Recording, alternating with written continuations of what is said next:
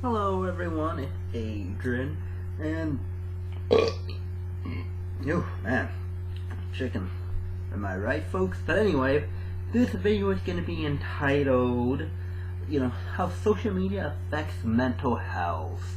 And you'll notice it's a lot darker, and I have like a light on my face, and it makes it look really creepy and scary for some reason. That's because a light bulb was broken in this room, and I can't really change it or fix it at this point in time. So, yeah, this is gonna be interesting. But anyway, like social media nowadays is it's a huge part of people's lives now.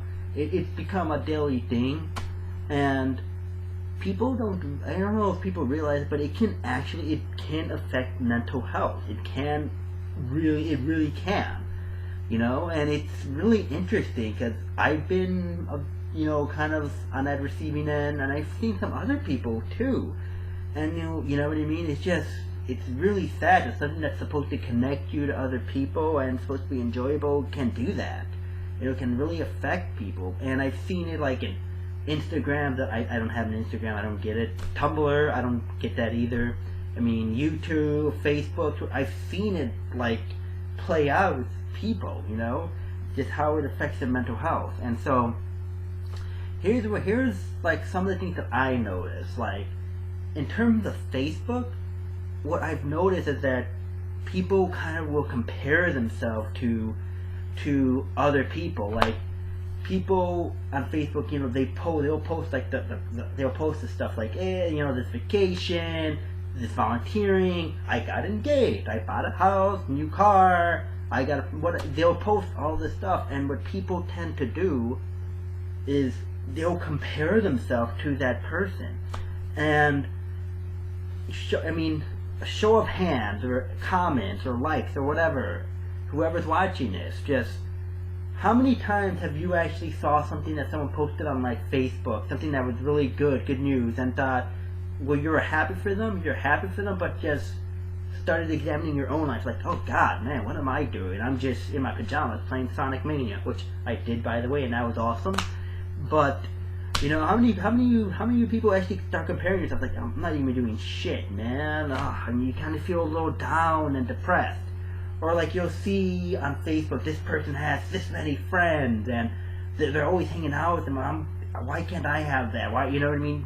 People compare themselves to that, and it makes them feel bad and depressed and sad. That's one thing that I've noticed in terms of Facebook. Additionally, like in terms of like Facebook, Instagram, and other stuff, what I also noticed is that people, when they post something, they'll post like on Facebook, they'll post something or they'll post a picture, and like if you're like me, like I'm barely on Twitter, and I only post stuff on Facebook like when I go to a convention and two other random times, which is just randomness. So you know what I mean? It doesn't really affect me, but when people post stuff and if they don't get a certain amount of likes or comments, for some reason they feel bad about it. And I've seen it on Instagram, with some people complaining on Twitter about it. I've seen it on Facebook, I've even seen it on YouTube.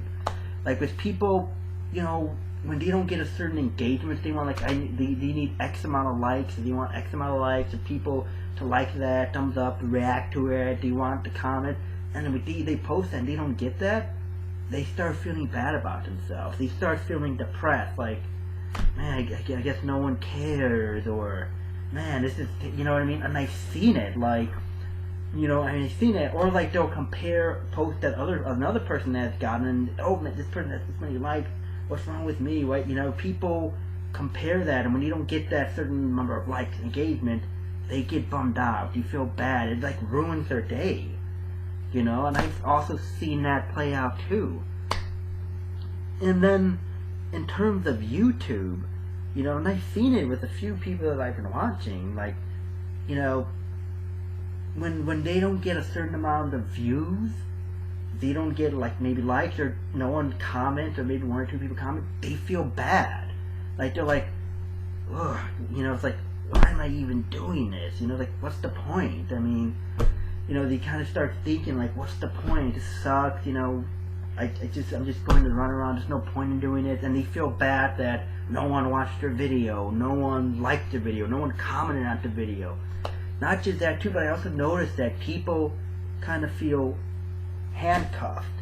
I don't know why I did that, but handcuffed to something and trapped to do the same thing that they've always done. Instead of trying to do something that they want to do, they feel handcuffed. They'll try to do something else. Like, you know what I mean? They'll do something else. They'll try some other thing. Instead of comic books, they'll try talking about this, or they'll try reviewing a movie, and no one will watch it, and they're like, I tried something else, but no one even bothered to give a crap or watch that shit. No one watched that video. Why should I even continue doing that?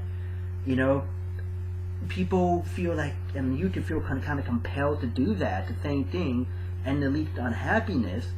And when they try to do something and no one watches or comments or likes, they feel bad about it, and it's sad, that something that's supposed to connect each other and supposed to be fun can have such a negative consequence on people. And like I said, I've seen it on YouTube. I used to be guilty of that. I mean, and then after a while, after I don't know, like a little bit, I kind of stopped caring. I'm like, I'm gonna do whatever I want to do. Like the other day, I posted a workout video, and I was like, I don't give a shit if people watch that or not. I wanted to put that on it because I thought it'd be cool and fun, and it was pretty great. But yeah, I don't care.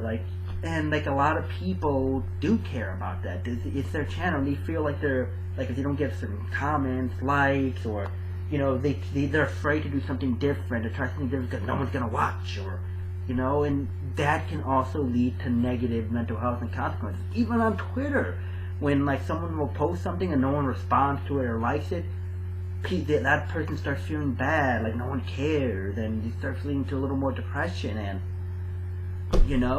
so I've seen mental health, how it affects mental health in every different platform. Facebook, Instagram, from people complaining on Twitter about that, Twitter, YouTube, you name it, I've seen it.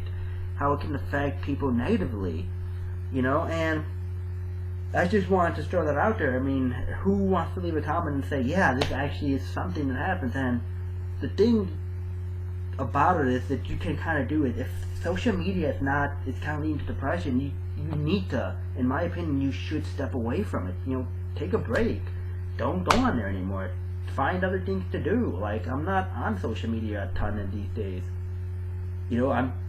I'm doing other things. I go to the gym. I've been going on dates. I've been watching television, I got back into playing video games again.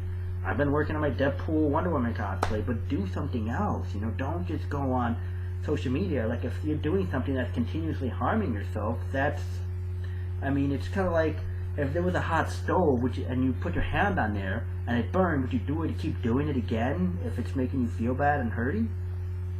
It's kind of the same thing with social media. Go away from it, step away, do stuff, do other things. And in terms of Facebook, when you're seeing people posting this stuff, just remember, they're posting the highlight of their life. They're posting these carefully crafted, artificially picked highlights that are carefully crafted to post to the public. They're, that's what they're doing. That's what people do on Facebook. It's highlights. You never are going to see the lowlights, ever. It's going to be rare that you see that. And I told people, I'll tell people this, it's you're always, everyone has that one, a few friends that they're always going out, they're eating at these fancy restaurants, and they're always traveling. But the one thing I tell these people is that, you ever notice you'll see that, but you never see how much that fancy dinner costs, how much it set them back. You don't get to see how they complain that they're broke. Even me, I see that with a lot of my friends, and I'm just boy oh boy, if people only knew just how much in debt that they are, and we're talking in anywhere between $100,000 to $200,000 in debt from grad school, and they're going out to eat at this, and it's and people are kind of looking at that, but for some reason they never post how much in debt they are. You ever notice that? You got the nice couple that's getting engaged, or they're just starting to date, but you never see them post anything when they fight. You never see a post about them fighting or anything. So just remember that. you're seeing these carefully crafted highlights. You're not seeing everything when in terms of Facebook. And in terms of every other social media, just remember, it's supposed to be fun. In YouTube land, make videos that you care about. Make videos that you care about, that you can have fun with. Who gives a shit if people watch? I normally don't swear, but that's to drive my point across. Who cares if people watch? If you're having fun doing it, keep doing it. You know? You know what I mean? I mean, some people are going to watch, some people are not. Oh wow, you know, but just remember that, in addition to that, people that are posting things for likes and comments, you know what I mean? Just remember, it's not really engaging someone. Imagine if you're not getting enough likes, or imagine if all the people are getting these likes and dislikes. It's not really, it doesn't mean anything. You know, it's like, imagine if you were having a conversation with someone and all they did was this. You know, all they did was that. I mean, it's not really a conversation. You're not engaging. You're not really getting to know that person or talking about anything. You're just doing this. And imagine someone did that in real life. Wouldn't you kind of be like, this is kind of dumb? And that's another thing you need to think about. It's not reality. A lot of times it's not reality. It's just artificial. And so those are just some of the things I want to talk about. I want to talk about and say about social media affecting mental health, and just some of the thought process that you should try to start having about this. Remember, it's not reality. Like, a lot of it's just artificial. If you were having a conversation and someone did this, you would just kind of give them a weird look. Like, it's not really engaging anyone. You know, Facebook polls, it's artificially highlighted stuff from people's lives. Not everything. There's more to it. I mean, in fact, I could tell you a story. I mean, about people who post stuff on Instagram, best time of my life at a party. I was like, I remember once I went somewhere, and this person, literally all they did, they cried most of the night because they were sad. And then like 2 hours later, when we all got back home, this person posted the best night ever. I was like, you cried the entire time? What the hell? And then there was another person who was like, who literally came for 5 minutes, took a picture, and left. It's like, you're not seeing everything. And just keep that in mind. Social media, while it's good, it can have detrimental effects, and you need to have a different mindset and just think about these things. And so, anyone, thanks for watching.